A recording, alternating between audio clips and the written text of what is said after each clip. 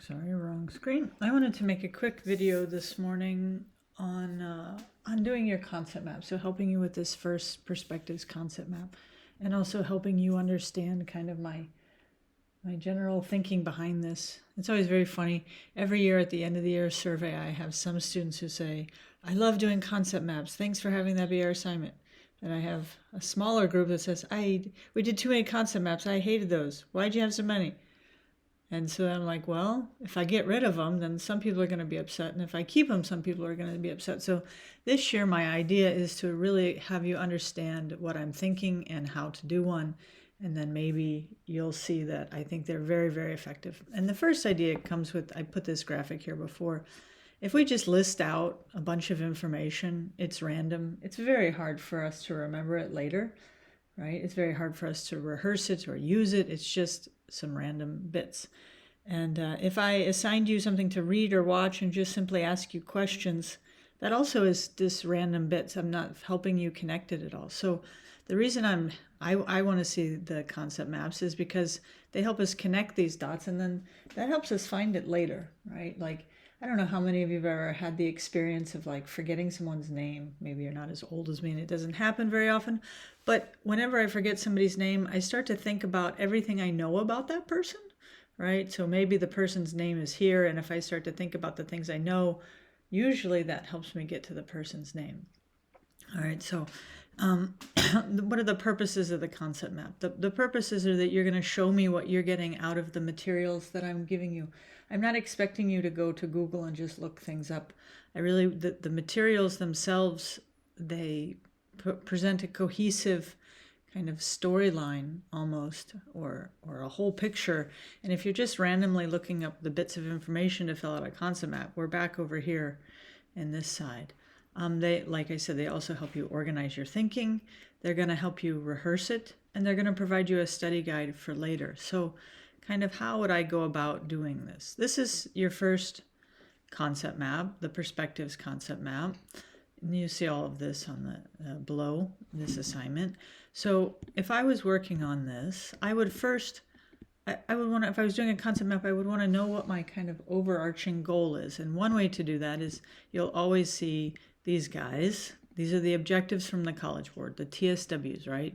So the student will recognize how philosophical perspectives shape the development of psychological thought and describe and compare different theoretical approaches to explaining behavior, recognizing strengths and limitations of those theories.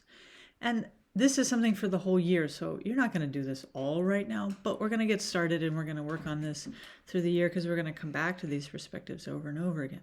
Now, you could just take this and you could start typing these things in Google and you could fill this in, but that's not my intention, right? I know students sometimes do these in like 10, 15 minutes because I see how fast they're turning in one after the other.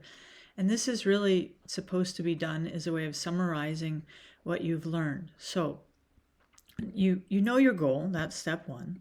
Step two is use the resources. Take your own notes. This is where it's okay to just, you're using the textbook, you're reading it, you're writing down things, how you do them. Everybody takes notes a little bit differently, right? But you can still, you keep your notebook, keep your notes. There's a little overview that's a summary of things. There's a PowerPoint there that's like the basic ideas. And there's a video. Sometimes there's more or less for each concept map, but I would like you to use these resources. Sometimes you might find, you read it and then you watch in the video and you're like, okay, I get this, then fast forward it. If you are not a person who likes to read, maybe you jump first to the video and then as you're skimming through the text, you're like, okay, I don't need to have this in my notes twice, and I can go a little bit faster. How much you write down in your notes is really up to you. I know some people like to write a lot and some people like to write a little, but use the resources, spend some time here. This is why the College Board recommends that you're spending about an hour and a half a day, right, on these. And I don't necessarily think it takes that time, but you should always plan on at least an hour, right, so that you're using the resources. You're not trying to memorize everything at this point, but you're taking your notes, and then after you've used the resources, you summarize it. And the reason I want it to be handwritten as not typed is unless you're absolutely a person whose writing is so terrible that you absolutely must type it. I don't argue with anybody here, but when it's typed, there's a whole lot of temptation for copying and pasting. And when it's handwritten, there's a whole lot of evidence out there. I think you saw it when you took the practice test. There's a whole lot of evidence out there that we remember more of what we write, right? More effort, more memory. It takes more effort to write something. We remember it better. And try the best. I know sometimes you're learning new words, so you're going to put those new words in there, but use as many of your own words as you can. When these are completely technical definitions, then I don't really know what you actually understand.